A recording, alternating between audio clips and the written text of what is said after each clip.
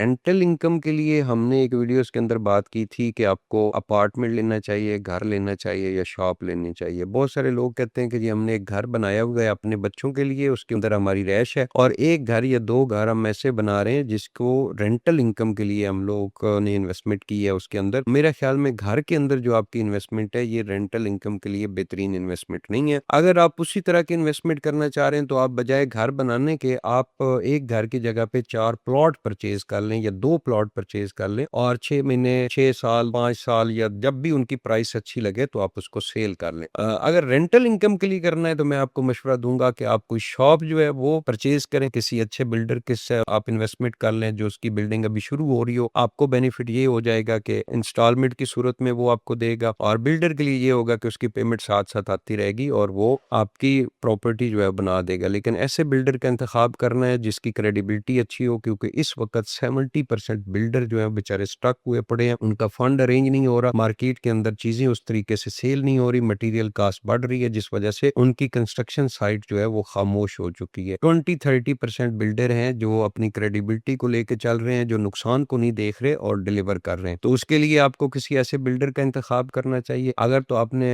Apartment लेना है तो ऐसी हाई राइज़ बिल्डिंग का इंतखाब करें जहाँ पे आप पर नाइट के हिसाब से उसको रेंट आउट कर सकें। बहुत सारे जो हाई राइज़ बिल्डिंग के मालिकान हैं या उनकी मैनेजमेंट है, वो पर नाइट के हिसाब से आपको रेंट आउट नहीं करने देते। लेकिन आपने ऐसी बिल्डिंग, क्योंकि मंथली जो रेंटल इनकम है वो आपका मैक्सिमम 0.2 या 0.3% आता है। आपका 1 करोड़ रुपए का अपार्टमेंट है तो उसका 20,000 या 30,000 आपको रेंट मिलेगा। अगर आप पर नाइट के हिसाब से लगाएँगे तो शायद वो 1% तक जो है वो चला जाए। 1 करोड़ रुपए का आपने अपार्टमेंट लिया है तो आपको 1 लाख रुपए मंथली तक जो है उसका रेंट मिल सकता है। लेकिन उसके साथ थोड़े मसाइल भी हैं। आपने एयरबीएनबी या इन चीज़ों के ऊपर लगाना है तो पूरी निगरानी करनी है, रेंट वसूल करना है, उसको मेंटेन करना है, क्योंकि आपका फर्निश अपार्टमेंट है, उसके अंदर चीज़ें लगी हुई हैं। तो मेरा मशवरा ये है कि सबसे बेस्ट ऑप्शन ये है कि आप ऐसी बिल्डिंग के अंदर अपार्टमेंट लें जो एयरबीएनबी के ऊपर आप लगा सकें। उसके बाद आप शॉप की इन्वेस्टमेंट करें। उसके बाद अगर तीसरी इन्वेस्टमेंट करनी है तो आप घर बना के भी रेंट आउट कर सकते हैं अगर आप पाकिस्तान के अंदर हैं, और प्लॉट के अंदर भी आप इन्वेस्टमेंट कर सकते हैं।